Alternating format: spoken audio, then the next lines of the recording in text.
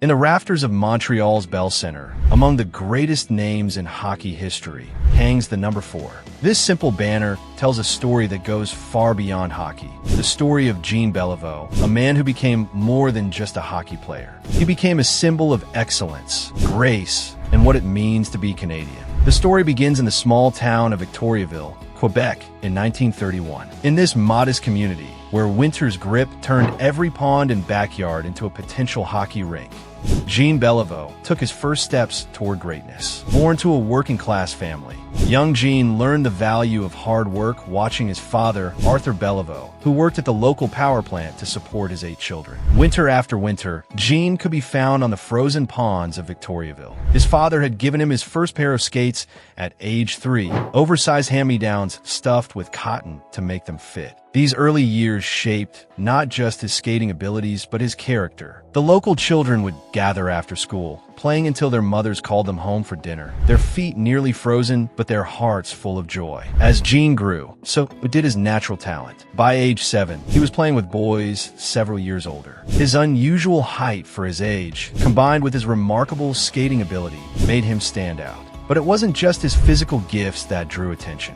Even then, Jean showed an understanding of the game that went beyond his years. He learned to use his size not to overpower, but to protect the puck and make plays that helped his teammates. In the Quebec junior leagues, Belivau's talent began to shine even brighter. Playing for the Victoriaville junior team, he wasn't just scoring goals. He was doing it with a style and grace that made people stop and watch. Word of the young center's abilities spread throughout the province. Scouts started appearing at games, and newspaper reporters began writing about the tall, skilled teenager who played with the poise of a veteran. But it was with the Quebec Aces of the Quebec Senior Hockey League where Beliveau truly became a phenomenon. The Aces games became must-see events, with fans packing the arena to witness the magic of the player they now called Gros Bill, a nickname inspired by a popular French folk song about a gentle giant. His combination of size, skill, and gentlemanly play had never been seen before. The Montreal Canadiens, having already secured his NHL rights, tried repeatedly to bring him to the big league.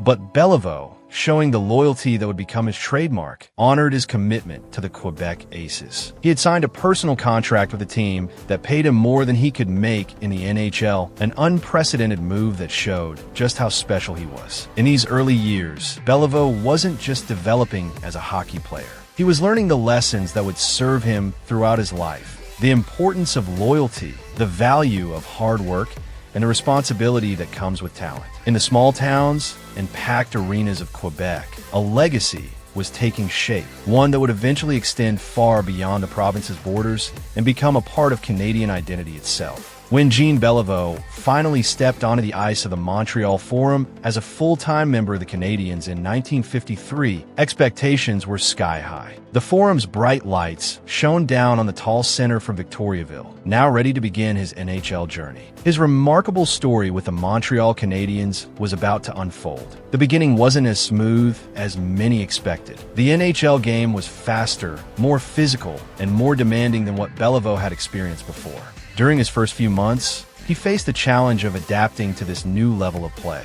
But like everything in his life, he approached these difficulties with patience and determination. By the middle of his second season, Beliveau had found his stride. His unique ability to control the game became evident.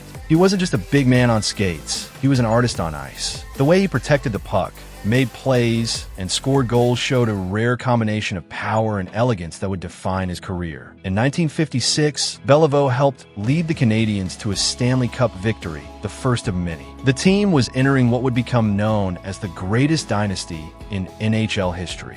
During this period, Belivau's leadership qualities emerged naturally. He didn't need to be the loudest voice in the room. His actions spoke volumes. The organization recognized these qualities, and in 1961, they made him team captain. This wasn't just any captaincy. This was the Montreal Canadiens, the most storied franchise in hockey. Beliveau understood the responsibility that came with wearing this C on his chest. He had to be more than just a great player. He had to be a leader both on and off the ice. Under his leadership, the Canadiens continued their dynasty. Believo's style of captaincy was unique. He led not through fiery speeches or loud declarations, but through consistent example. Young players learned from watching how he carried himself, how he treated others, and how he responded to both victory and defeat with the same graceful dignity. Away from the rink, Beliveau and his wife Elise became fixtures in Montreal's community. They understood that being part of the Canadiens meant being part of the city's fabric. Whether it was visiting hospitals, attending charity events, or simply talking with fans on the street, Beliveau always made time for others. He answered every piece of fan mail, signed every autograph, and treated everyone he met with genuine respect. The relationship between Beliveau and Montreal's fans went beyond typical player-fan dynamics. He became a bridge between the team and the community, between French and English Montreal, and between hockey and everyday life. In a city often divided by language and culture, Beliveau was universally respected and admired.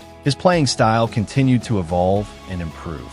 On the ice, he remained a dominant force, using his hockey sense and skill to maintain his effectiveness even as the game changed around him. The statistics and awards piled up: Art Ross Trophy, Hart Trophy, Stanley Cups, but they never changed his humble approach to the game and life. As Jean Believo's playing career drew to a close, his influence on hockey and Canadian society was only beginning to reach its full impact. After retiring as a player in 1971, he moved into the Canadiens' front office, but his role in hockey and Canadian life went far beyond any official position. During his career, Beliveau had helped establish the NHL Players Association, working to improve conditions for all players. He understood that hockey was more than just a game. It was a profession that needed to protect its members. His approach to these negotiations showed the same grace and wisdom that marked his playing career. He fought for players' rights while maintaining respectful relationships with team owners and management. In the business world, Beliveau brought the same values that made him successful in hockey. He became a respected executive with the Canadiens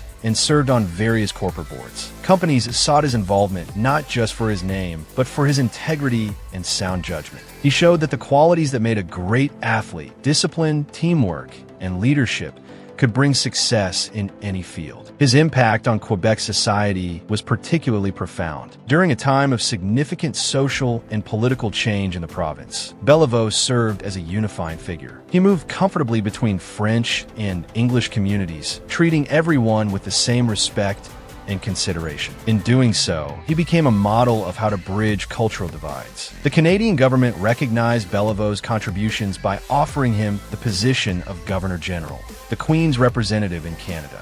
In a move that showed his character, he declined this prestigious role to spend more time with his family, particularly his daughter and grandchildren. This decision only increased the public's respect for him, showing that he valued family above personal recognition. His charitable work became legendary. The Jean Beliveau Foundation supported countless causes, focusing particularly on helping children in need. He gave not just money but time, attending events, visiting hospitals, and writing personal responses to the thousands of letters he received each year.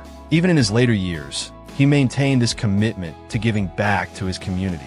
The numbers tell part of his story. 10 Stanley Cups as a player, 17 in total when including his executive years, 507 goals, 712 assists, 18 All-Star selections. But these statistics don't capture the full measure of the man. What made Beliveau truly special was how he carried himself, how he treated others, and how he represented the game and his country. In Montreal, his presence remained strong long after his retirement. At the Bell Center, he would attend games, sitting in his regular seat, always willing to talk with fans, sign autographs, or share a story. He became a living link between hockey's past and present, showing new generations what it meant to be not just a great player, but a great person. Today, Believo's legacy lives on in countless ways. His number 4 hangs in the Bell Center rafters. The Jean Beliveau Trophy is awarded for community service. His name is engraved on the Stanley Cup more times than any other individual. But perhaps his greatest legacy is in the example he set, showing that true greatness comes not just from what you achieve,